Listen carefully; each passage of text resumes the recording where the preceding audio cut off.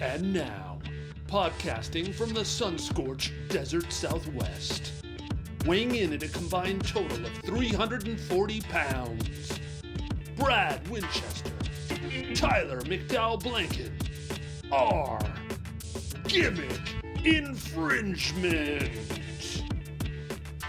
Welcome, everybody, to the Gimmick Infringement Podcast. I am Brad Winchester. With me, as always, is my tag team partner, Tyler McDowell-Blanken. Tyler, it's Sunday, a normal day. I'm not sure what to do here with all these normal podcasts we've been doing, but I'm always happy to see you. How you doing? I'm always happy to see you. Yes, sir. We are back. We're back in business. It's big business for us on this episode, Brad. We're going to get into a lot. I'm so happy to see you. I know you have a huge week coming up. Fill us in. It's Marana's spring production. We need all the details. Tyler, we have Wednesday, Thursday, Friday shows. They start at 6 p.m. It is $5 for students, $15 for adults, which is it's pretty steep, in my opinion, for a high school show. But we do need to make back the money. I don't think people know that when you do a musical, you have to buy the rights to perform it. And sometimes those rights can go up to $10,000 just to do a show. So 10K. Yeah. When we did Newsies, it was extremely expensive because it's Newsies. This musical's been around for a while, so it's not like it's for a long time, actually. But so it's not like it's the same kind of price tier, but it's thousands of dollars. And then, the set, $3,000, $3,500. That's not counting costumes. That's not counting, other things that go into Ivy. it. It's not counting. Yes, it's not counting the ivy. Ivy. Yeah. Little moss for the stage. Yeah. So I'm sorry. Did you say Omos? It's so much, like when you total it all together, it's probably around 10 to 15, just to do a production. And we got to make some of that back. And we never make any of it back. High schools don't make their money back, but we'd like to offset the cost of some of it at the very least, or get as close as we can. So we're doing 3 nights, $5 for kids, $15 for everybody else. Of course, we'll probably have tickets for teachers, but what I'm really excited about is the end of the quarter. So our quarter ends this week too, on top of it being a show week, on top of it being big business. So for those of you that have my phone number, or you've been in the DMs, you're going to leave me alone on Wednesday. I don't want to know what happens. I'm not going to be looking.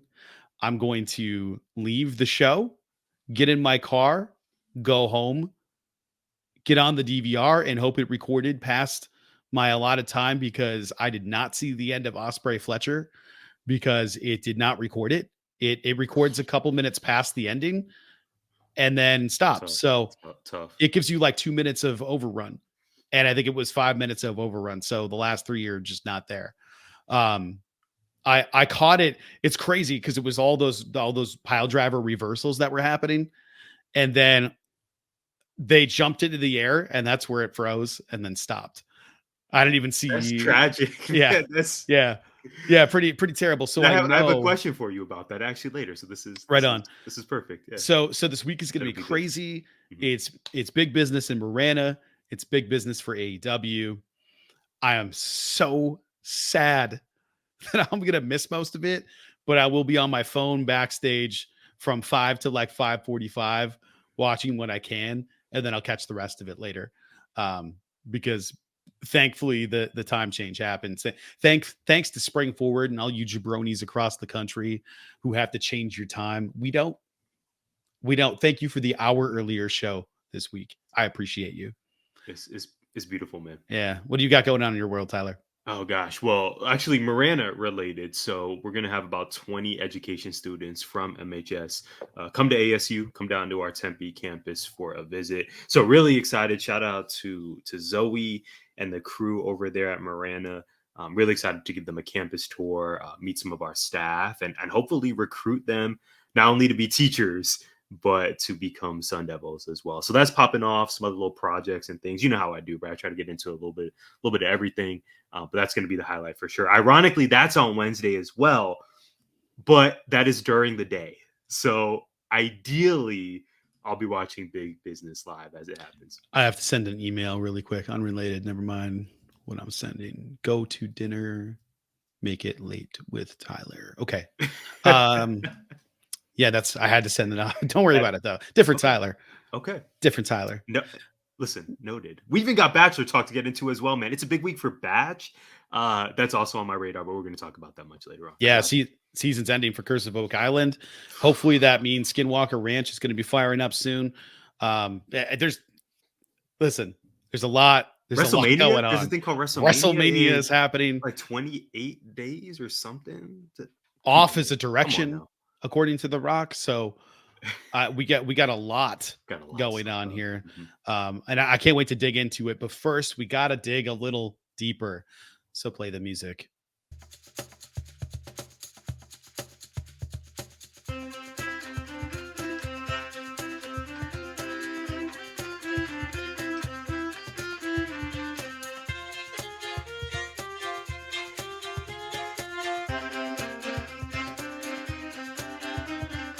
Okay, Tyler, weird week. There's not a lot to report in terms of things happening on Oak Island. The storm didn't destroy the island, but the swamp got refilled with water. They have to drain the swamp whenever they want to excavate. It did get redrained. They found some artifacts in there and they had them tested. So they had some swings and misses in the drill program over by the Money Pit area. But the garden shaft is still going well. So they're still cleaning that out. They're still extending the shaft down to an original tunnel. That's probably going to be the finale when they get to that. So the key takeaway is or takeaways, I suppose. They dated more objects that suggested that people were making and bringing things to the island as far back as 1200. And there's a Viking Templar connection. And B, the Templar connection actually connects to the Portuguese, who were the people that took over for the Vikings or the Templars. So Vikings and Templars may have shared maps or gotten maps from each other way back when. And Vikings were all but gone by about 1000. They just became other things. And in 1200, they were long gone. But the people that remained in the exploration information was still there. The Portuguese had sailors that went to recover the sunken treasure of the Concepcion, and that treasure may have ended up on Oak Island. And the Portuguese sailor, the captain in charge of that, has Templar connections. So this may have been a Templar site for hundreds of years, pre-discovery of America, which is absolutely crazy to me. So the season ends soon. My question for you is this: how do you temper your expectations in a win or loss situation? Wow. That's a great question. I never know what you're going to ask. That's why this is truly organic. How do I temper my expectations? So I've reached the stage in my life, Brad, where I truly try to prepare for the worst, but hope for the best outcome. Yeah. I think though, when you reach, maybe it's 30, maybe it's 31, I don't know what the age is, but you always have to prepare for the worst outcome. And how are you going to handle yourself in that particular scenario? Because sometimes in life, we know professionally, personally, you can plan, you can kind of do everything you're supposed to, but it doesn't mean it's going to lead to the desired outcome. So I would say truly, I try to prepare for the worst, but hope that the best is going to happen. Because I think by and large, good things do happen when you kind of marry the, like, what do they say? When you meet preparation and opportunity, that's when success happens. So I try to keep my mindset on the positive there. How about you though? Man, it depends. I always prepare for the worst. I also assume the worst, so it's a little bit different. Maybe that happens in your 40s, but I prepare.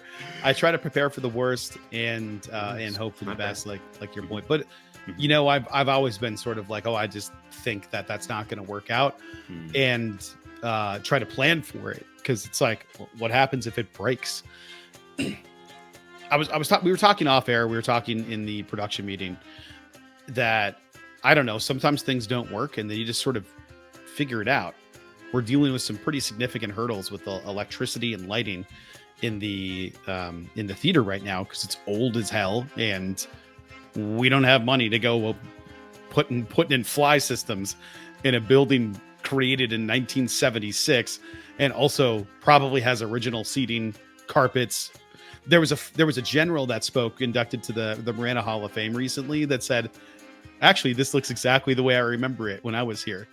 And he was there when the school opened. So, yeah. That's like, listen, do your thing, OG, but that's okay. It's a bit of an indictment. It's a bit of an indictment. Yeah, it's not the school's fault. It's not the district's fault. He was talking about MHS specifically. Yeah, he was in the auditorium and looked around and was like, he went there. He was an attendee at MHS back in the day. This looks exactly, and he's like, this looks 60. This looks the same, except for the sound booth being there. Everything else looks basically the same. I'm gonna defer to you. I haven't been there. It's been too long. I'm gonna defer. I want to say it was like 1980s when he attended. 80s. Okay. But the fact that we were 10 years in at the point that he was there, and he's like, yeah, nothing's changed. it's something. So. Yeah. It's Arizona budget stuff. It's nothing to do with the school or the district. Again, it's just like, it's like, where are you going to put it? You're going to put it in classrooms. You're not going to put it in a theater that doesn't have a fly system or functional electricity. Yeah. And I think in all of education, Brad, like that's kind of the nature of the business is you work with what you got.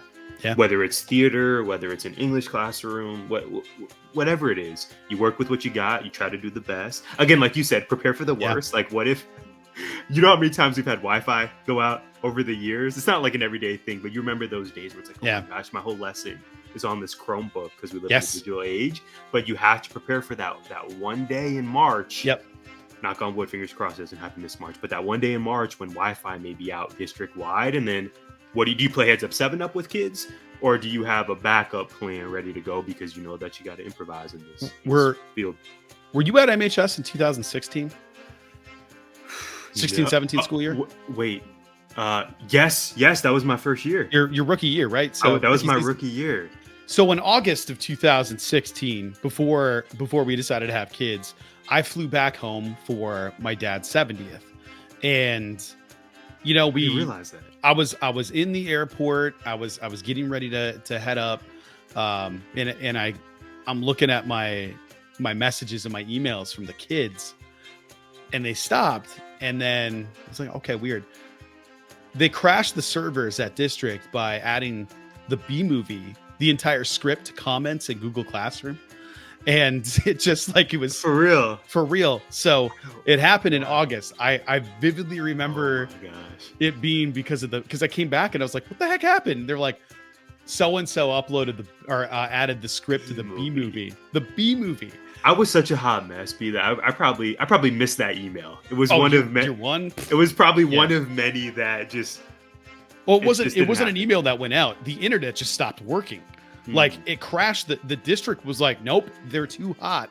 The internet just kind of quit on us because there was so much information coming in because kids were adding the B movie text, the script to Google Classroom as a comment, not as an assignment on a doc or anything. No, as comments. And we were all new to Google Classroom at that point. I remember 100%. Interviewing for it's like the job. First year we were using it. I think. I remember interviewing for the job that summer. Actually, like I was desperate. Marana was desperate, and then. Thus, they hired me. I remember being in the meeting with Dr. Mandel, our principal at the time. Shout out to him. Shout out to the amazing Mary Romero, our English department lead.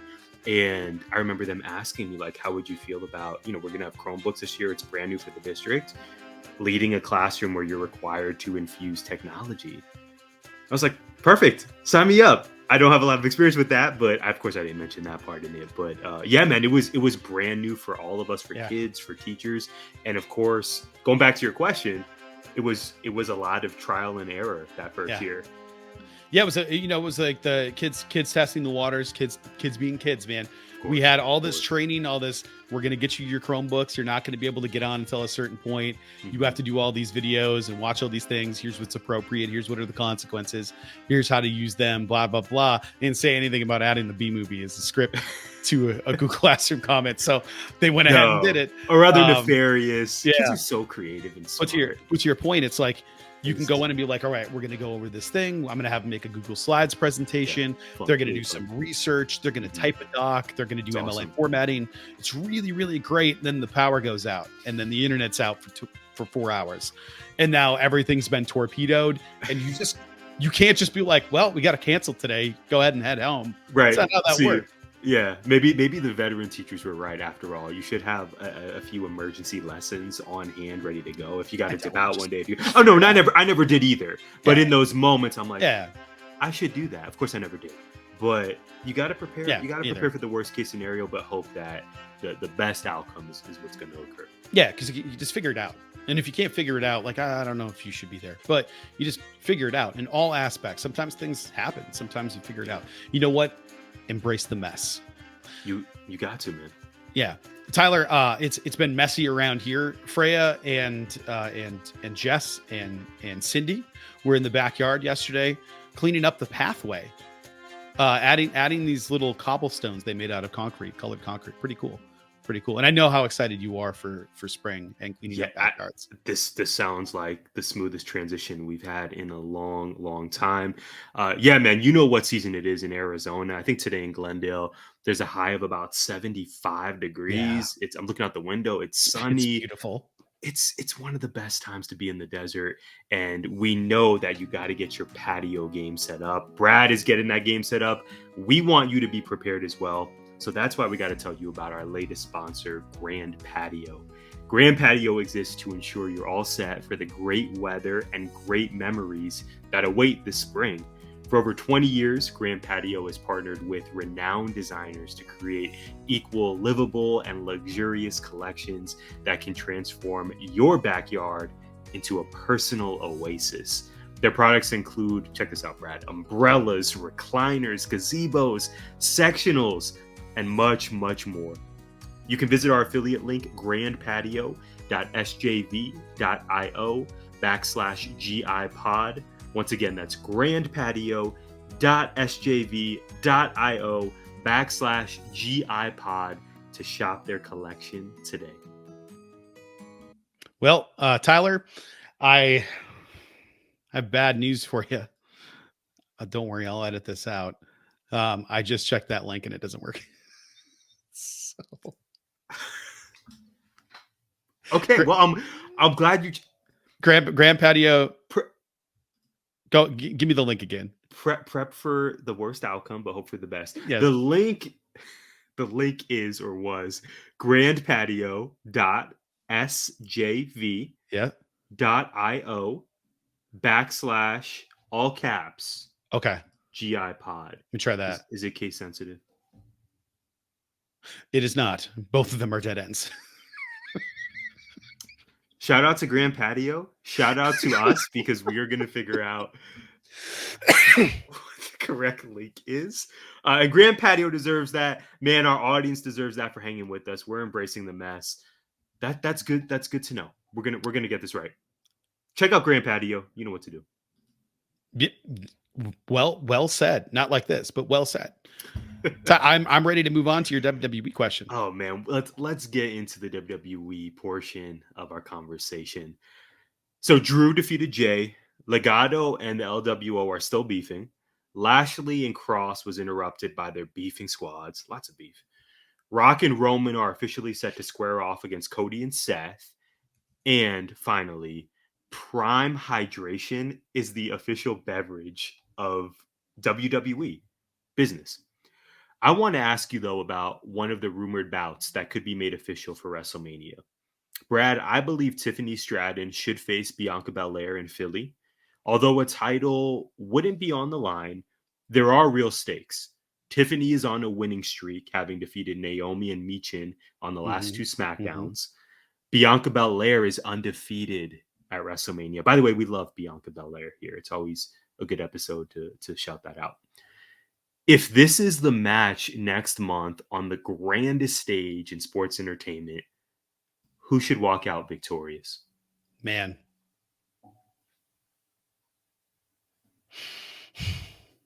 Bianca. I think it should be Bianca. Bianca's streak is more important.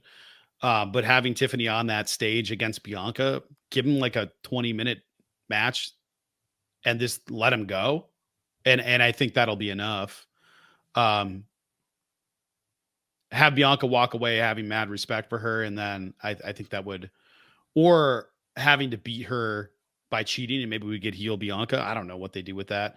I Oh, don't. maybe a double turn. Yeah, double turn. Exactly what I was thinking. Because Wow. Tiffany Stratton's so over right now. I don't know. So over. Kind of undeniable at this point.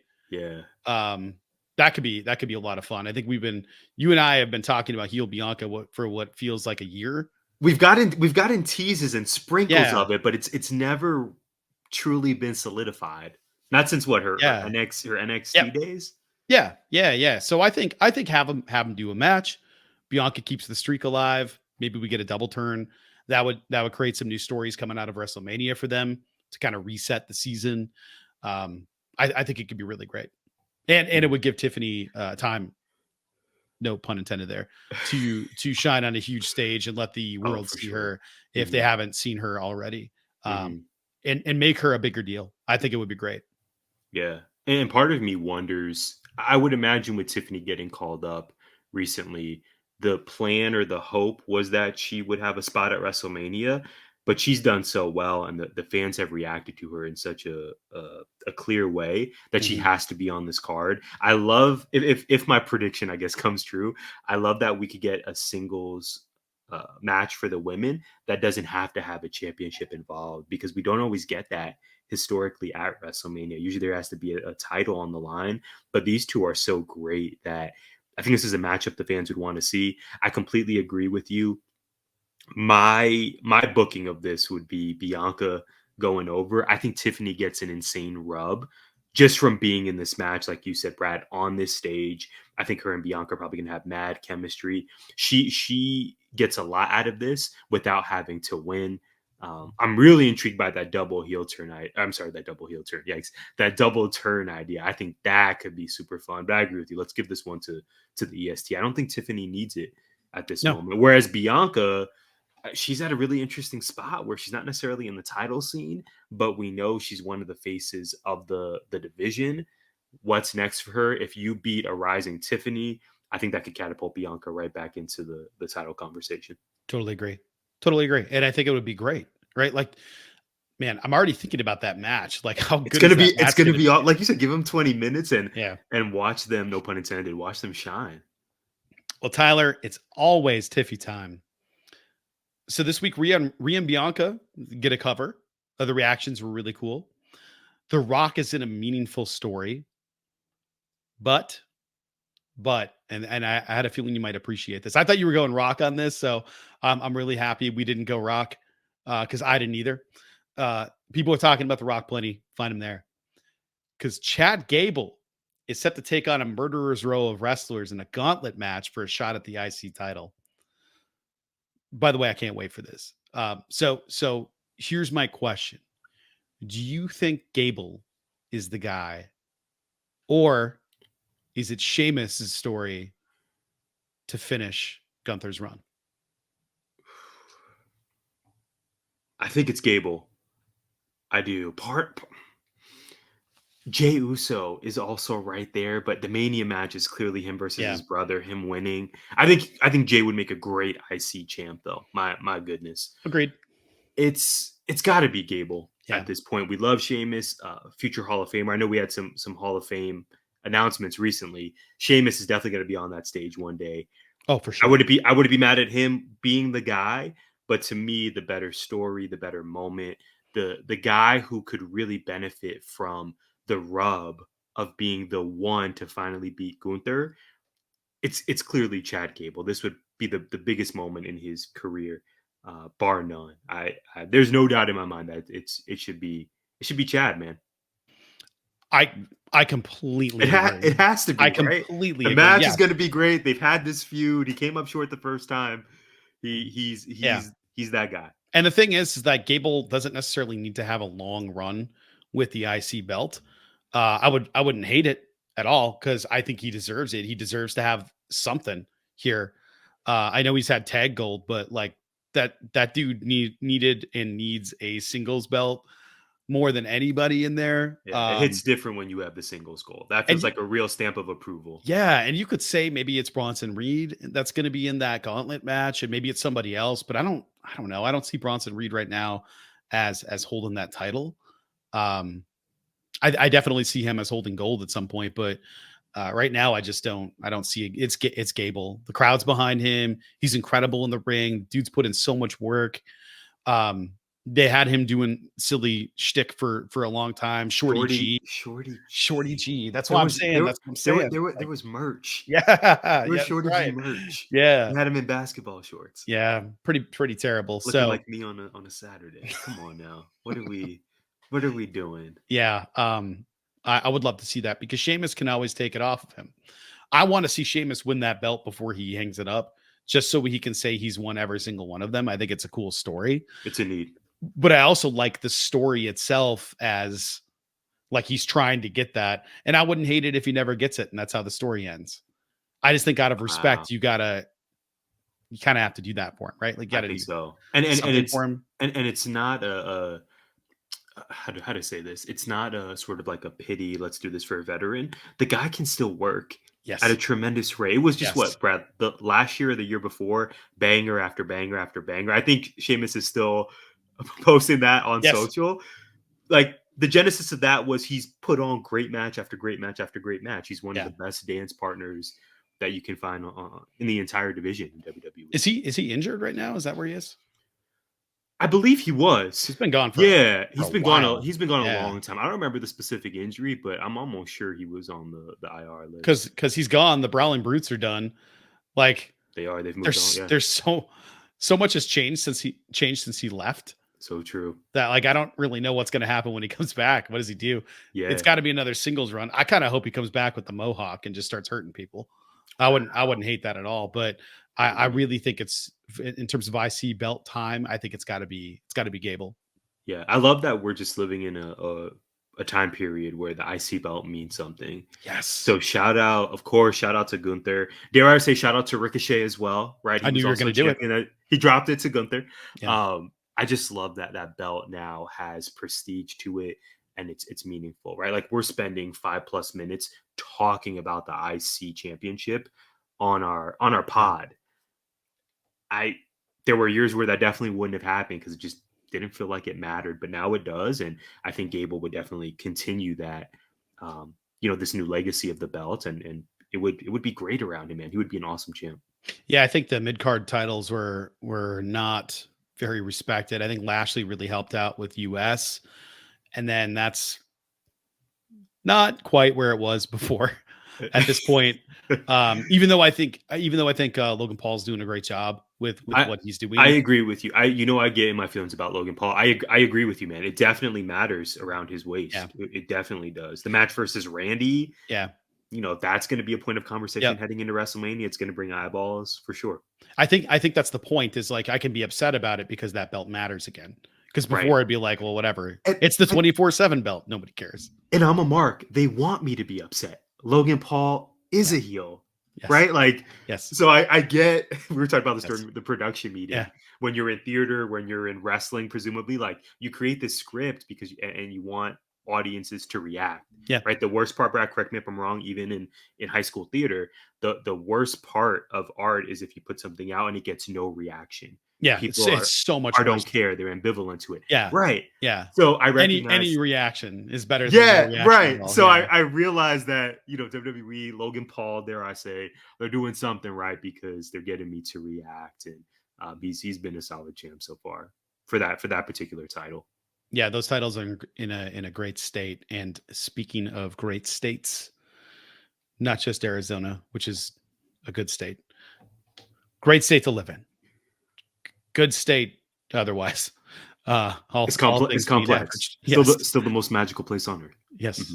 Oh, it's so beautiful here. It might be a stretch, but yeah, it is beautiful. Yes, it is. Yeah, but one of our favorite states, Tyler, is 19. So let's talk about the state of 19 media. Play the music.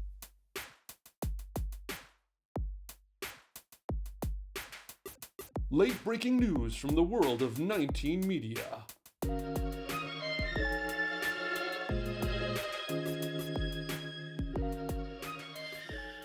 Tyler, join Carmen and Jessica of Small Town USA for their latest episode, The Town That Slept with Half of the Police Department. Yeah, you heard me right. You know, both ladies journey to the small town corners in order to bring you the most surprising and hilarious tales. Check them out today. Love fantasy golf? The Mojo King, 19 Media co-founder, stays dropping knowledge on his show, Hidden Gems Golf. Check out the latest installment to hear his thoughts on the Arnold Palmer Invitational. Be sure to subscribe to hear his insight before the next big match. I think it was you add vodka or tequila to the Arnold Palmer to make yourself a Kiki Palmer. I thought that was a great tweet by Kiki Palmer. Someone sent me that this week. I don't think it was you, Brad. Someone I retweeted it, but I didn't send it to you. Okay, definitely didn't see the retweet. Someone even said that to me, and I was like, you know what? It might have been Mike. It might have been Mike. It might have been. Shout out to Mike. We're gonna give him a shout out soon. That was super funny. Shout out to Kiki. That made me smile this week. That was a good moment. It was so good. Hip to the Games, the brainchild of Desmond Powell, is now on YouTube. Check out the latest episode to see his interview with Baltimore MC. You'll never know. For sure. There's never a dull moment in Lakerland. Join Ricky, Kwame, and Omar of Late Night Lake Show to hear their thoughts on the latest news surrounding the Los Angeles Lakers as we prepare for postseason action. Yeah, well, some of you do. Go Pistons. Brad, I'm going to prepare for the worst, that the Suns just fail in a fiery, disastrous way. But I'm going to hope that this may be the year. I'm hoping for you, man. I'm hoping for you. Do it. I'm hoping for you. You know I'm going to be pulling for the Suns because I don't. Bring a championship to the city. I don't really have much. I'm hoping for the off season at this point. I'm hoping for it to end earlier. Speaking of the association, Warren and Cal of the Baseline NBA podcast discussed LeBron's latest milestone, reaching 40,000 career points. Join the duo each week as they discuss the latest headlines around the league. While we're speaking of Warren, a big shout out to him for the work he's doing over at Dope Interviews. He interviews notable figures in the world of entertainment and sports. Check out the great conversations today. I always get a little bit excited when I'm uploading the GI pod video to YouTube, and I can see that there's a dope in the chamber ready to go. It always makes me happy when I see it in there. Either it's Baseline or it's dope. We got a lot of people putting in a lot of work over in 19, so be sure to check out everybody out, and be sure to check out the next person I'm going to talk about. Shout out to Gerald Brown, host of Heavy in the Paint. Gerald welcomed basketball legend Kenny Anderson to discuss his career and the current state of hoops. Tune in. Finally, as promised, much love to Mike Steff, multi-time GI guest and fellow podcast host. You can check out his show, The Salty Thoughts of Mike Steff, for the most passionate commentary, Brad, on the latest news in sports, pro wrestling, and New York politics. In fact, on his most recent episode, he really spotlighted the latter. I just love when you tune into Mike. It's just like, it's kind of as if you're going to lunch with him, right? Or just having a conversation for an hour, sometimes maybe even 2 hours, about his life and what he sees. And he's just really unique and really, really talented. So check him out, support Mike, and support everyone that we listed. Because like you said, Brad, people are putting in the work, and we get the chance to collaborate with a pretty special group of individuals. Yeah, absolutely. And he's going to have some new graphics coming soon when I actually download the transparencies and send them to him. I did promise him to do that. Let's go. Mike, okay. If you're getting this before I get back to you, I did see your message. I left it unread so I can remember to do it. So it was seeing the end. I noticed that he was tweaking the logo a bit, and there's like some more green added to it. Yeah, we're swapping some colors around. Oh, cool. Yeah, cool, man. This is so great. I'm so blessed that I get to do this with you, and we've just developed such a really great community. And of course, if you're listening and watching right now, shout out to you for supporting us in our vision. This is just it's the best, man. I don't remember my life pre-GI. No, it's weird, right? At this it's point, really weird. Whatsoever. Really weird. Yeah, it's really weird. I can't really get a feel for it. No. But I can get a feel for AEW, man. AEW. Oof. Yeah. Big week for AEW. Mm-hmm. Weird week for AEW. Let's get into it, man. Yeah, let's talk about it. Last week's Dynamite felt like we ushered in a new era of All Elite Wrestling. The new logo and colorway are growing on me, and the entrance tunnels returned. Of course, I want to get your thoughts on that, Brad, especially given your tech and art background. They're not letting up either for the reasons you mentioned. We have big business from Boston's TD Garden this week. The long rumored debut of Mercedes Moné feels imminent, and we have some fire matches confirmed, including Willow versus Riho, Switchblade versus Darby, The Elite versus Eddie, Penta, and Pac, and more. However, I want to ask you about the first week of Will Ospreay as a TV wrestler in America. We know how much you admire the aerial assassin. He received significant mic and in-ring time, defeating Kyle Fletcher and setting up a match versus Bryan Danielson at Dynasty on April 21st. What did you think of this massive week in the evolution of Will Ospreay's career? Man, I'm just so happy for him, knowing all this the mental health stuff that he's had to overcome, and going to New Japan and wrestling when Kenny left, when the promotion by itself right now, I still love New Japan Pro Wrestling. I think they're so important in giving people opportunity in a spotlight in a style of wrestling that you're not going to get necessarily over here all the time or see on your TVs very often, because they just wrestle in the ring. They're very much a live event performance art versus a kind of a hybrid art. Of course, they feed off the crowd in the live event, but it's about finding the hard cam and making sure that you stick to time limits and all that other stuff. And New Japan, they have more freedom to just sort of wrestle. And now that he's getting to show what he can do, he's going to have to figure out how not to swear on the mic. That's number one. He's got to get better at that. But my God, what a week. I know I saw him tweet out that he was so happy to be going home.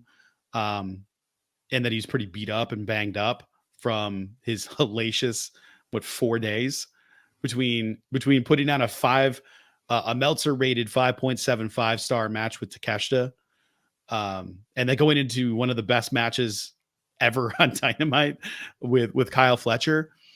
I think this run has been incredible already. It could end tomorrow and be a legendary run, because he also, he signed here, but it's not his first wrestling time here, because he gave us the Wembley match and he's wrestled Kenny. And there's so many things that you could say about Will Ospreay, but I think this week has been incredible, huge for him. I think people are starting to get it. That people will know when to yell his name now and elevate it is even that is really cool. And I'm glad they're giving him the time. They need to add some pyro, though, for the knee strike upward whenever he breaks the knee. They need to have like a single just bang behind it, throw him up. I think that would add to it, because he deserves it. He deserves all of that. I don't have much else to add other than I'm really excited to see what the future holds for him in AEW. I'm already thinking of like these dream matches, Will and Phoenix and Will and Pac, and we're going to get Okada at some point again, and we're going to get Kenny at some point again. But Will and Bryan Danielson was the one that I wanted to see the most, and we're already getting it. But we kind of have to in this last stretch for Bryan.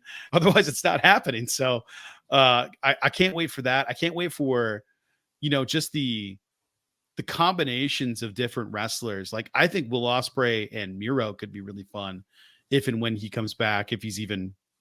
I don't really know what's going on there. Everybody seems unhappy, and I don't know what to do with that.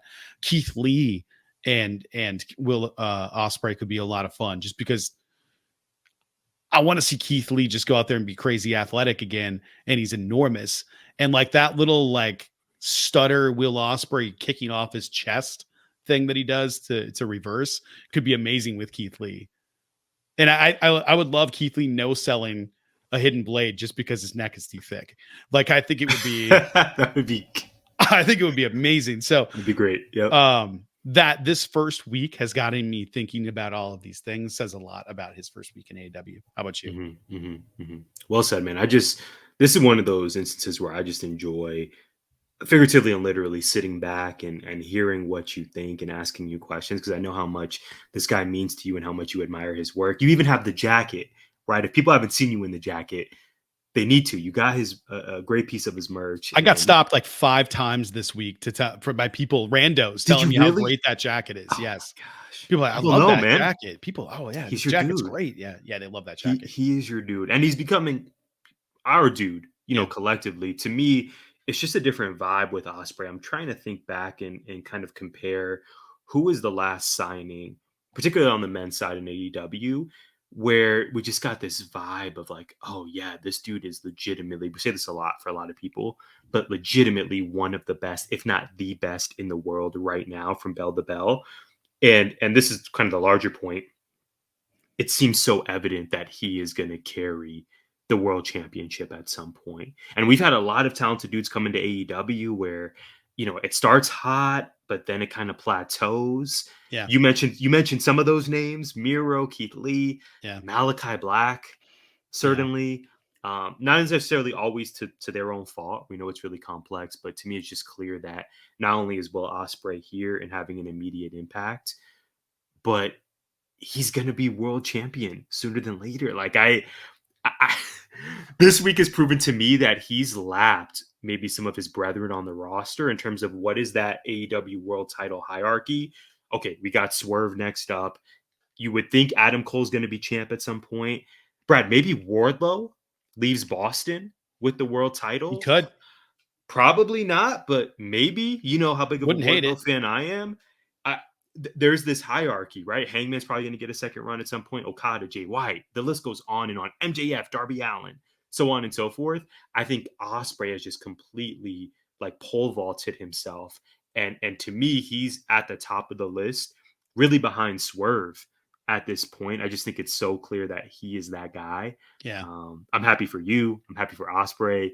I'm just happy we get to see him now more consistently on our TVs. And maybe he fights Roddy.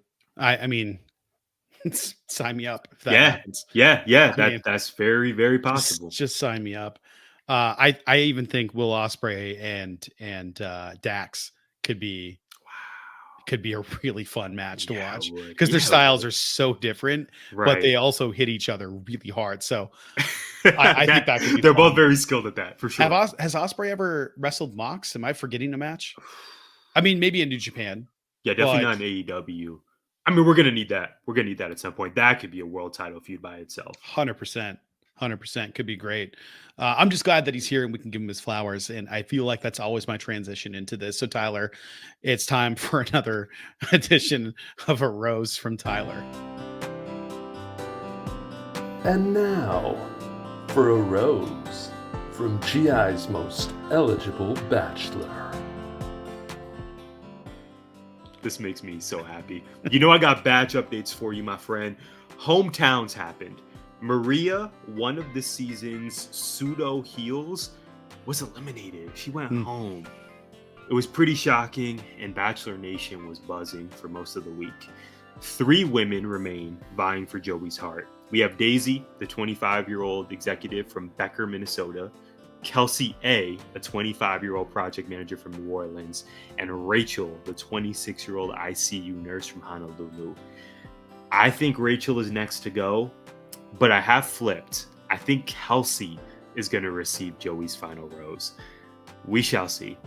But I need to tell you about a recent dream I had. I wanted to save it for the pod. Brad has not heard this story. No. In my dream recently, I forget which day it was, but it was certainly this past week, one of my exes was a fugitive on the run with her name and picture posted on the news, like the local news, America's Most Wanted, all of that. I don't recall what her crime was in my dream, but I do remember that I had like communication access to her and felt conflicted on what to do. This is an absolute shoot. Brad, assuming you have an ex who is on the run from the law, someone you have a very cordial relationship with following the breakup, if you knew where they were, would you make that call to law enforcement and turn them in? What are they on the run for? That's the thing. I knew you were going to ask that because that's a fair question. That is the question to ask. I don't recall what her crime was in my dream. Well, I have, let's just say, If she stole some prime, Target, not a big deal. But if she murdered someone and put them in their trunk, you got to turn her in. Is that what you're saying? Well, she's on the run, so that's a crime in and of itself. But okay, hypothetically, let's just say I have cordial relationships with several of my exes, and hypothetically, let's just say they ended after there was infidelity that broke me, and it took me a while to get back to that. This is all hypothetical. Right. There will be sound barrier breaking with the speed at which I dial 911. My hands no reward, no cash reward needed. Just I don't need cash. Doing it. It's already a reward. Who needs cash when you have that? I will call the National Guard. I will give them the location of a grandmother if they want it. I don't care. It's happening. I will call immediately. While we're at it, I had to look up Becker, Minnesota, because I was like, Minnesota. I'm looking it up right now. Joey was there, trying to figure out where the hell is this place? They went to I believe it was a Christmas tree farm during the episode. That's probably the main source of that main export. It might be. I would imagine it's pretty far on the outside of Minneapolis. It's like, I don't know. It looks like it's probably like a 45-minute drive to get into like Maple Grove. It's closer to Clearwater, it looks like, or even St. Cloud. But 5,000 people population. I bet that town rules because that's the kind of size of town I grew up in. But there was no 45-minute drive to a major city. So if my girlfriend's from Becker, it's probably murder or horse theft or tree vandalism of some sort. In which case, I'm calling the police. And if they're from Minneapolis, I'm still calling the police. I don't care.